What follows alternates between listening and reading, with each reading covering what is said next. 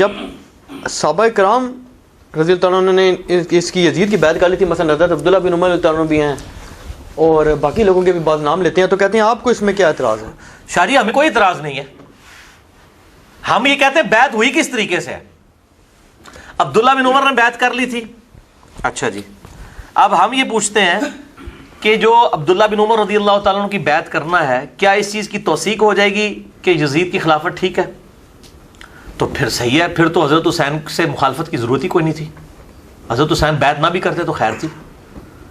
اصل میں حضرت حسین کا جو بیعت کرنا ہے نا، وہ امت محمدیہ صلی اللہ علیہ وسلم میں امام تھے، اور قرآن میں ہے نا کہ ان کے جو علماء ہیں اور اللہ والے ہیں، یہ لوگوں کو حرام خوری سے اور برے کاموں سے کیوں نہیں روکتے. حضرت حسین کا وہ ٹائٹل تھا. اب میرا ایک کلپ بھی چڑھا ہوا ہے بڑا سخت قسم کا، میں ابھی وہ آدھا گھنٹہ لگ جائے اگر بولوں. The difference between the natures of Hussain ibn Ali and عبداللہ ابن عمر. عبداللہ بن عمر کی نیچر پیسو تھی، حضرت حسین کی ایکٹیو تھی.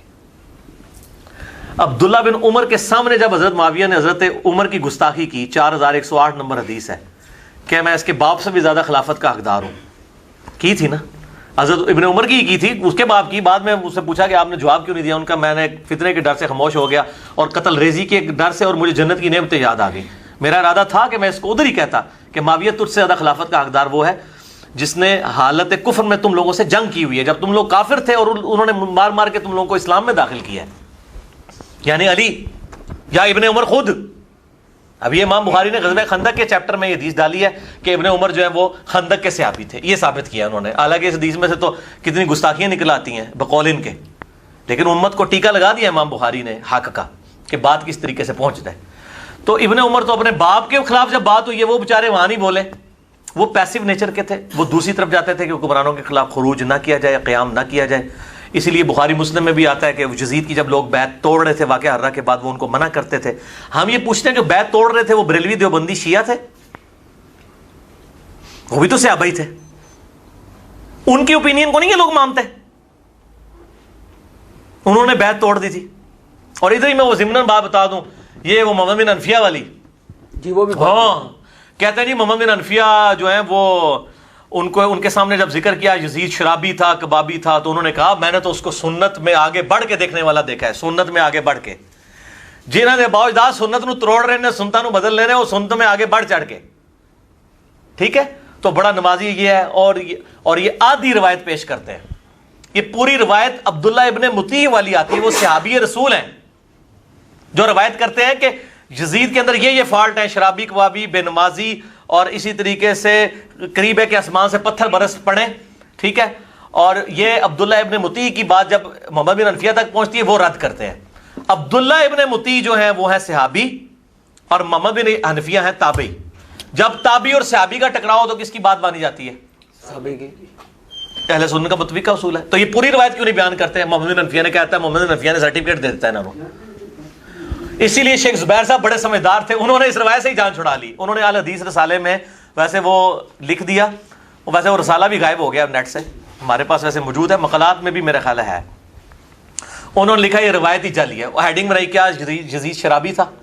تو انہوں نے کہا یہ پوری روایت اگر کوئی صحیح مانتا ہے تو پھر عبداللہ ابن مطیع کی بات صحیح ہے کہ وہ شرابی تھا، محمد بن حنفیہ کی بات ریجیکٹڈ ہے. ادروائز جان چھڑاؤ اس روایت کو ضعیف کہو. ٹھیک ہے نا. تو یہ اس طرح کی روایتیں جب پیش کرتے ہیں تو آدھی روایتیں کو پیش کرتے ہیں، تو پوری روایت بتائیں نا، آدھی روایتیں بیان کر کے تو اس قسم کا اپنا ڈھونگ رچانے کی کوشش کرتے ہیں. یہ بالکل غلط طریقے سے توثیق کر رہے ہیں، اس طریقے سے نہیں ہے معاملہ. ہاں جی. اور ایک بات آپ کرتے ہوتے ہیں اکثر کہ حضرت عبداللہ بن عمر کی جو شہادت ہے وہ بھی آپ بنو امیہ نے کی ہے. اس کا کیا ثبوت؟ صحیح بخاری میں کتاب الحج چیپٹر میں کہ جاج ابن یوسف جو ہے وہ آیا ان کی تیمارداری کے لیے، تو کہا کہ مجھے بڑا افسوس ہے جو آپ کو، ان کو زخم لگا تھا زہر آلود نیزہ حالت احرام میں، تو آپ کے قاتل کا پتہ چلے نا تو میں اس کو جو ہے نا وہ سزا دوں. انہوں نے کہا میرا قاتل وہ ہے جس نے حالت احرام میں لوگوں کو یہ جنگی آلات لانے کی، تلواریں اور نیزے لانے کی اجازت دی ہے، احرام کی حالت میں تو نہیں یہ لا سکتے، یعنی تو ہی یہ قاتل. لیکن سامنے کون بات کر سکتا ہے؟ یہ کس کو کہا انہوں نے؟ حجاج ابن یوسف کو. اس کے نیچے آپ ذرا داؤد راز ان سب لوگوں کی شرح پڑھیں ابن حجر اسقلانی کی کہ وہ حجاج بن یوسف سے ان کا تو کوئی سروکار نہیں نا. کیوں؟ حضرت امیر معاویہ کو سے کیا سروکار ہے؟ میں آل امیہ ہے نا. میں یہ بتانا چاہ رہا ہوں کہ ابن عمر رضی اللہ تعالیٰ نے جو پوری زندگی امت کے مفاد میں اپنے اعتبار سے آل امیہ کا ساتھ دیتے رہے، بالآخر ان کی شہادت آل امیہ کے ہاتھوں ہوئی ہے، ان کو بھی انہوں نے معاف نہیں کیا. ٹھیک ہے. اور ویسے میں بتاؤں آپ کو، تاریخی روایتیں ایسی ملتی ہیں کہ ابن عمر آخری وقت میں روتے تھے، کاش میں نے اس وقت علی کا ساتھ دیا ہوتا، جو معاملات بگڑ گئے تھے. یہ تاریخی روایتیں ہیں. جب یہ کوڑ کباڑ اکٹھا کر کے پیش کرتے ہیں تو ہم بخاری کی حدیثوں میں تاریخی روایتیں فٹ کیوں نہیں کر سکتے؟ ایک اور بڑی شخصیت جن کی شہادت ہے حضرت عبداللہ بن زبیر رضی اللہ عنہ، یہ بھی حجاج بن یوسف نے کی، صحیح مسلم میں موجود ہے کہ لاش ٹانگ دی، عبداللہ بن زبیر صحابی کی لاش ان لوگوں نے خانہ کعبے کے دروازے پہ ٹانگ دی، اور ابن عمر وہاں سے گزرے اور کہا تجھ پہ سلام ہو اے عبداللہ، میں تجھے منع کیا کرتا تھا اس طرح کے معاملات میں. یہ عبداللہ بن زبیر صحابی تھے؟ جی یہ صحابی ہیں، صحابی ہیں، حضرت ابو بکر کے نواسے ہیں، حضرت عائشہ کی بہن اسما بنت ابی بکر کے بیٹے ہیں، اور حضرت زبیر عشرہ مشرہ کے بیٹے ہیں. ٹھیک ہے. عبداللہ ابن زبیر کو عام آدمی ہے، انہوں نے بھی بیعت نہیں کی تھی یزید کی، یاد رکھیے. 9 سال انہوں نے بھی خلافت قائم کی ہے. اور یہ حجاج ابن یوسف جو ہے نا، اس نے قتل کیا تھا عبد الملک بن مروان کے دور میں، یزید کے دور میں اس نے خانہ کعبے پہ چڑھائی کی، جو صحیح مسلم میں آتا ہے، غلاف کعبہ بھی جل گیا. یزید کے قابو نہیں آئے عبداللہ ابن زبیر، پھر مروان کے قابو بھی نہیں آئے، عبد الملک بن مروان نے شہید کروایا اور لاش ٹانگ دی. اور پھر عبداللہ بن عمر نے کہا تجھ پہ سلام ہو، یہ جو لوگ کہتے ہیں نا تیرے بارے میں کہ تو یہ تھا، نہیں، تو بہت نیک انسان تھا، اللہ کا خوف رکھنے والا تھا، تو عبادت گزار تھا، رات کو شب بیداری کرنے والا تھا. اتنے سلام انہوں نے پڑھے، ان کی میت کے اوپر سلام پڑھے. اور حجاج صحیح مسلم میں آتا ہے، حجاج ابن یوسف نے حضرت اسما بنت ابی بکر کو، جو مطلب بڑھیا ہو چکی تھی، گھسیٹ کے کہا کہ اس کو لے کے آؤ میرے پاس. پھر خود گیا تو اسما نے کہا کہ تو نے میرے بیٹے کی دنیا خراب کی ہے، میرے بیٹے نے تیری آخرت خراب کر دی ہے.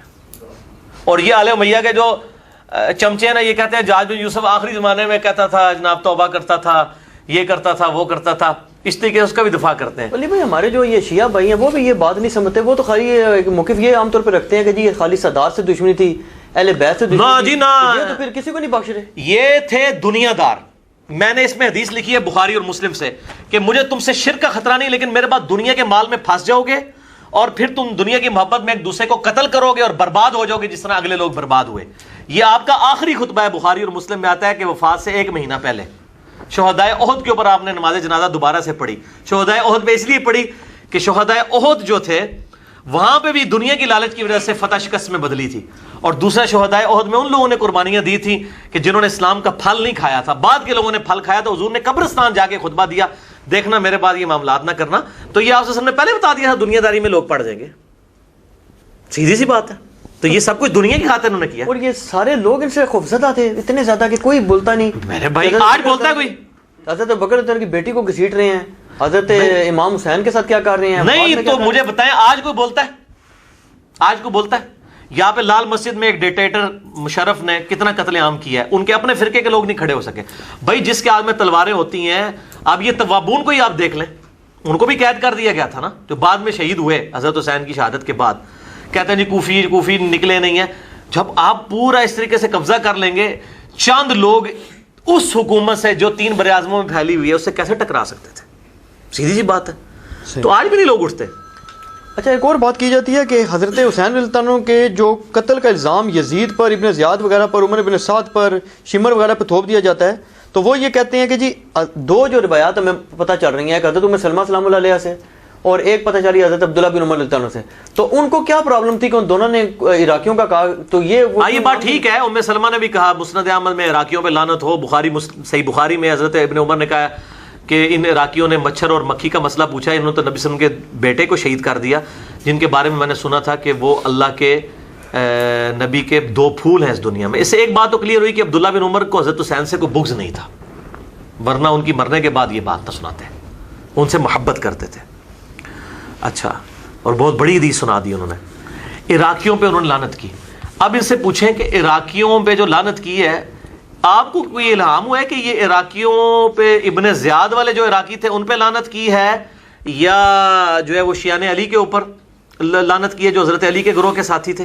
تو یہ فوراً کہیں جی شیعوں نے مارا ہے، شیعہ کہیں گے انہوں نے مارا ہے. عراقیوں پہ اس لیے لعنت کی کہ عراقی جو حکومت تھی ابن زیاد کی، اسی نے یہ ظاہر ہے کہ ساری. عمر ابن سعد کون تھا؟ صحیح مسلم اٹھا کے دیکھ لیں. یہ ایسا لاچی، میں بتاؤں کریکٹر سب کا نظر آتا ہے. صحیح مسلم میں ہے کہ سعد ابن ابی وقاص کے سامنے بیٹا آ رہا ہے عمر ابن سعد. تو حضرت سعد ابن ابی وقاص کہتے ہیں اللہ اس شخص کے شر سے میں تیری پناہ میں آتا ہوں, اپنے بیٹے کے شر سے. اور آنے ہی کہتے ہیں ابا جی دیکھو سب لوگ جو حکومت گورنر بن رہے ہیں تسی تو کوئی عہدہ بھی نہیں لیا. یہ صحیح مسلم میں ہے.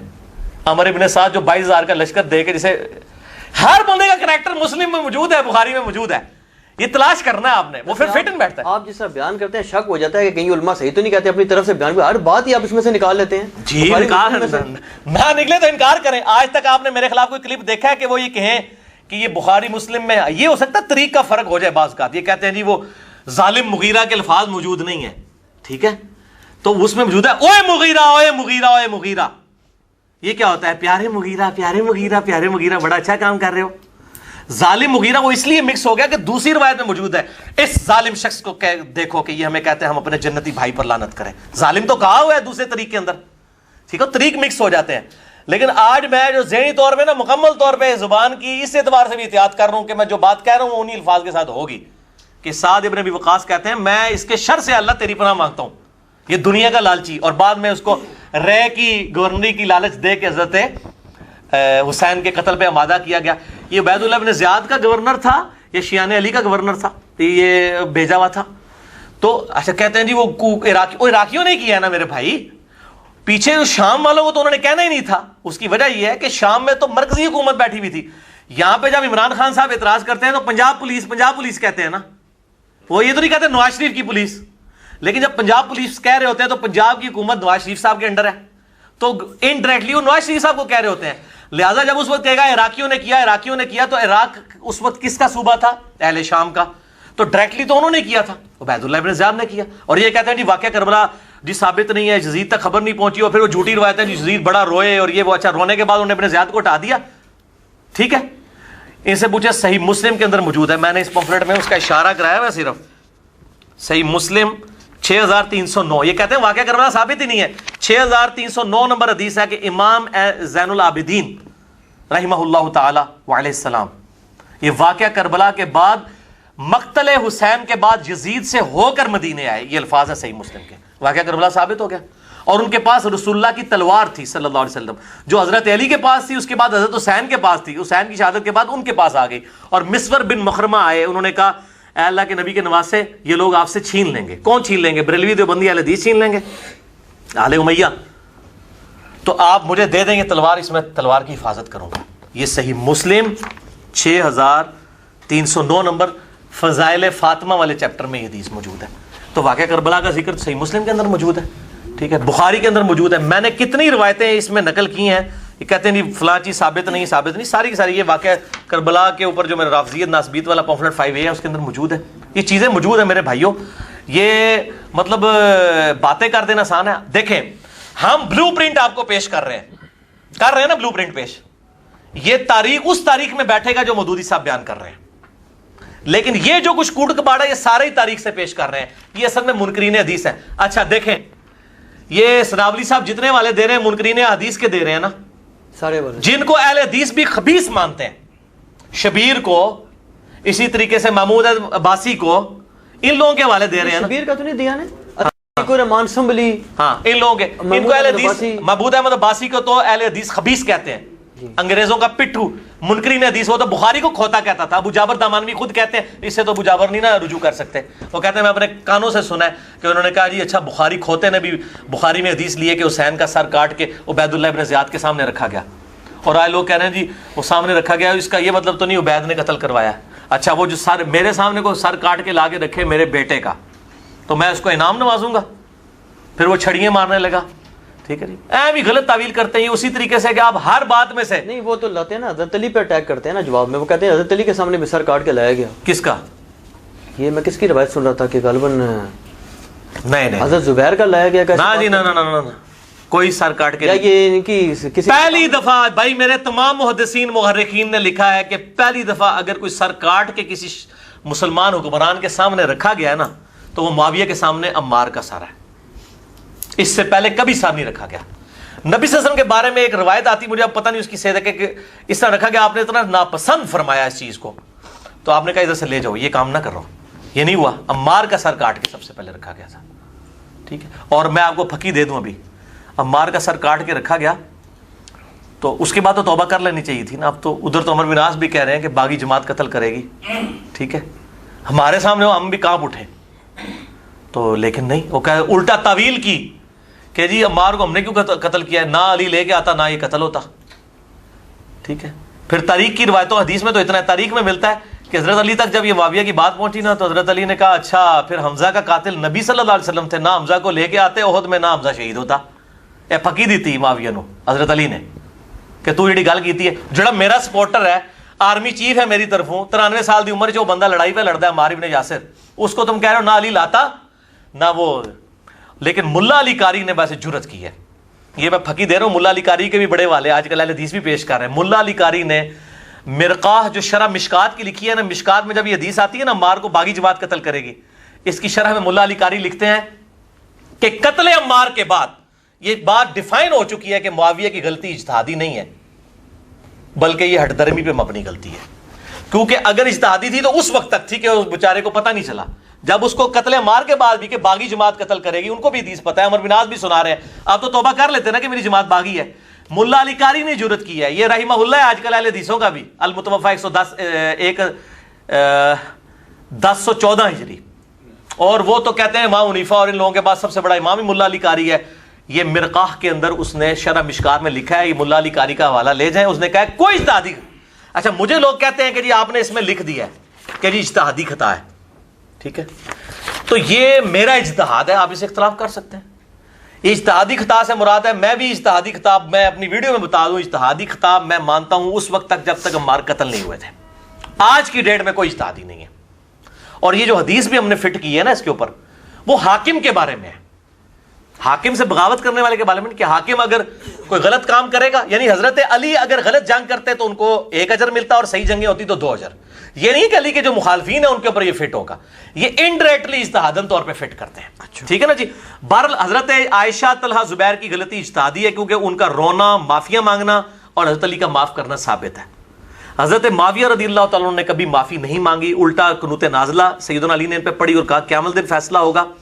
اور ہم لعنت کے لیے قائل نہیں ہیں, بالکل لعنت نہ کریں. ہم تو کہتے ہیں جو صحابہ پر انکلوڈنگ معاویہ, عمر بن عاص, مغیرہ ابن شعبہ رضی اللہ عنہم اجمعین, یا بصر بھی ہوں, ان پہ لعنت کرتے ہیں وہ معاویہ کے شیعہ ہیں, اور جو ان پہ لعنت نہیں کرتے وہ علی کے شیعہ ہیں. علی نے تو مخالفین کے جنازے بھی پڑھائے ہیں, میں نے اس میں بتایا.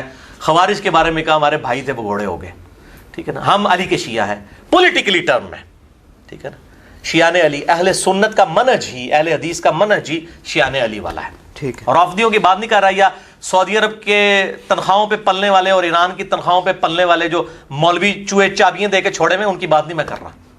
یہ چابیاں دے کے چھوڑے ہوئے ہیں نا انہوں نے, پیچھے سے ریال آتے ہیں بولنا شروع کر دیتے ہیں اور پھر باتیں بھی یاد ہی کرتے ہیں, پوری بات بتاؤ. ٹھیک ہے. ٹھیک ہے.